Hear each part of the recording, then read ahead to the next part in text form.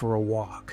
They sang and danced along the way, and when they entered the forest, they made so much noise that they woke up the wolf, who was sleeping under a pine tree.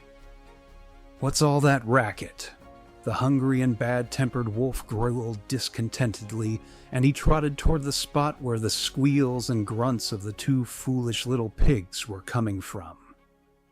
"Seriously, what wolves could there be here?" Nif-Nif was saying at the time, having only ever seen wolves in pictures.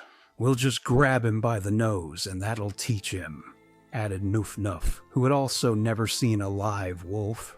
"We'll knock him down, and even tie him up, and then kick him like this, and this," bragged Nif-Nif, and suddenly they saw a real, live wolf. He was standing behind a large tree, and he looked so terrifying, with such evil eyes and such a toothy mouth, that a chill ran down the spines of Nif-Nif and Nuf-Nuf, and their thin little tails began to tremble ever so slightly.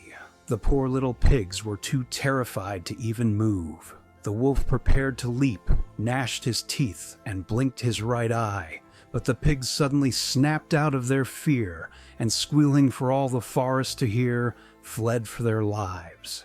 They had never had to run so fast.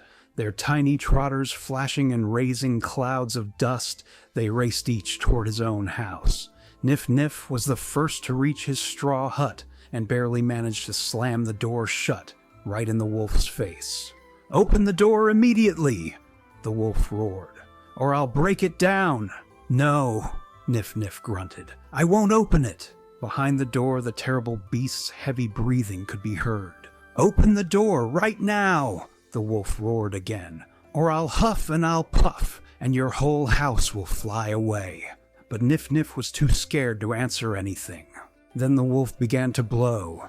"Hoo-oh!" Straw flew off the roof, and the walls of the house trembled. The wolf took another deep breath and blew a second time. "Foo!"